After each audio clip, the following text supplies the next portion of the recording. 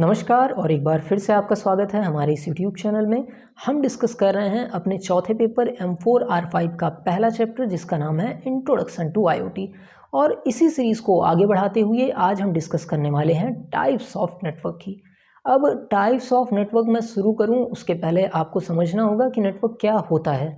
तो देखिए, नेटवर्क का मतलब कुछ भी नहीं है, हम आम बोलचाल की भाषा में भी यूज़ करते हैं कि उस आदमी का नेटवर्क बहुत बड़ा है।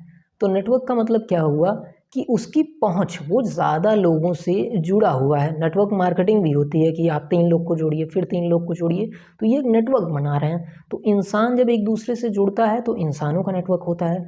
वैसे डिवाइसेस भी जब एक दूसरे से जुड़ती हैं तो वो डिवाइसेस का नेटवर्क होता है। और क्योंकि हम कंप्यूटर पढ़ रहे हैं तो यहाँ पर नेटवर्क का मतलब होता है कि जब भी एक कंप्यूटर दूसरे कंप्यूटर से जुड़ता है तो वो नेटवर्क बनाता है। अब ये नेटवर्क 2 कंप्यूटर के भी हो सकते हैं या 2 लाख कंप्यूटर के भी हो सकते हैं। समझ में आई? मिनिमम लेकिन 2 कंप्यूटर होने चाहिए। अकेले तो कोई खुद से तो नहीं जुड़ सकता ना, समझ रहे हैं? तो 2 कंप्यूटर मिनिमम होने चाहिए किसी भी नेटवर्क को बनाने के लिए।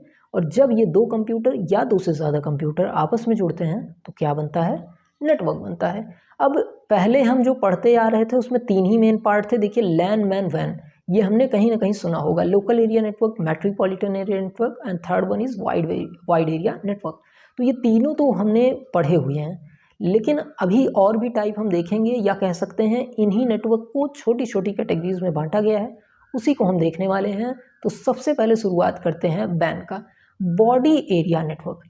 अब बॉडी एरिया नेटवर्क क्या होता है कि ऐसी कोई भी डिवाइस जो आप पहन सकते हो उसको हम क्या कहते हैं? बॉडी एरिया नेटवर्क कहते हैं। मतलब आपने डिवाइस पहनी हुई है और वो किसी नेटवर्क का हिस्सा है तो उसे हम क्या कहेंगे? Body area network. जैसे आपकी होती है स्मार्ट वॉच, देखिए क्या लिखा है, एक व्यक्ति के शरीर पर पहने या फिर बॉडी में कहीं पर इम्प्लांटेड किए गए कई कंप्यूटिंग डिवाइसेस का इंटरकनेक्शन है। मतलब आपने शरीर पे पहना हो या शरीर पे कहीं इम्प्लांट किया गया हो और ये डिवाइसेस आपस में जुड़े हुए हैं तो इसको क्या कहेंगे? बॉडी एरिया नेटवर्क कहेंगे। अब ये देखिए, ये एक सिंपल सा उदाहरण स्मार्टफोन शामिल होता है, ठीक है, जो मोबाइल हब के रूप में काम करता है, या कुछ भी आप स्मार्ट वॉच मैंने बताया, ये सारी चीज़ें किसके अंतर्गत आती हैं? आपके बॉडी एरिया नेटवर्क के अंतर्गत आती हैं। ठीक है, अब आगे बढ़ते हैं और दूसरे नेटवर्क का नाम लेते हैं, तो वो है पैन, पर्सनल एरिया नेटवर्क। अब नाम से ही समझ में आ रहा है, जो पर्सनल यूज़ के लिए बनाया जाए। जैसे आपने अपने ऑफिस में CCTV लगवा लिया और वो अपने मोबाइल पे आपने कनेक्ट कर लिया। अब ये सब डिवाइसेस आपस में जुड़े हुए हैं तो इनको क्या कहते हैं? पर्सनल एरिया नेटवर्क कहते हैं। देखिए क्या लिखा है, सबसे छोटे नेटवर्क के प्रकार के साथ शुरू होता है। पैन अक्सर laptop, printer, media system, CCTV et cetera इन सब डिवाइसेस को जोड़ने के लिए ब्लूटूथ या वाईफाई कनेक्शन पर निर्भर करता है। नाम से ही देखिए, पैन का मतलब क्या होता है? जो पर्सनल यूज़ के लिए बनाया जाता हो, पर्सनल एरिया नेटवर्क। ठीक है, अब देखिए छोटे आकार का होता है, कमरे जितना बड़ा होता है, ठीक है, और इसे WPAN के नाम से भी जाना जाता है। इसके बाद आगे आता है लोकल एरिया नेटवर्क। अब इसे आपने सुना है। लोकल एरिया नेटवर्क क्या होता है? एक कंप्यूटर नेटवर्क है जिसका यूज़ 2 या 2 से अधिक कंप्यूटर को जोड़ने के लिए किया जाता है। यह एक कमरे या फिर एक बिल्डिंग तक ही सीमित रहता है जिसकी दूरी लगभग 1 किलोमीटर तक हो सकती है। ठीक है, इसे WLAN के नाम से भी जाना जाता है। और ये देखिए स्टैंडर्ड फॉर्म आपका है IEEE 802.11 के द्वारा भी इसे डिफाइन किया जाता है। ठीक है, ये तो हो गया लोकल एरिया नेटवर्क।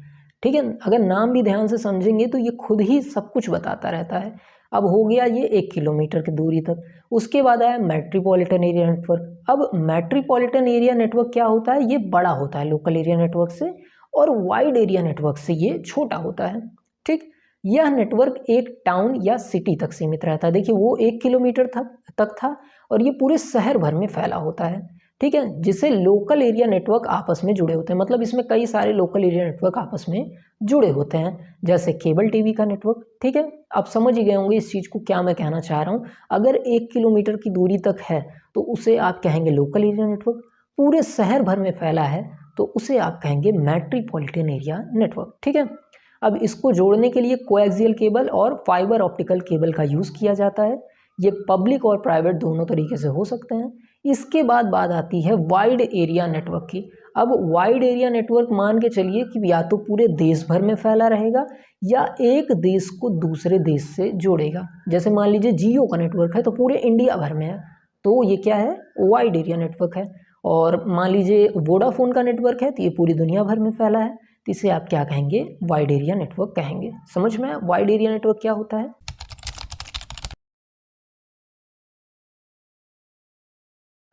इसके बाद क्या होता है, वीपीएन है। वीपीएन सुने भी होंगे, जब कोई चीज़ इंडिया में अलाउ नहीं होती, जैसे गेम नहीं अलाउ है तो आप वीपीएन चेंज करके खेलते थे। तो ये क्या करता है, वर्चुअल प्राइवेट नेटवर्क क्रिएट करता है।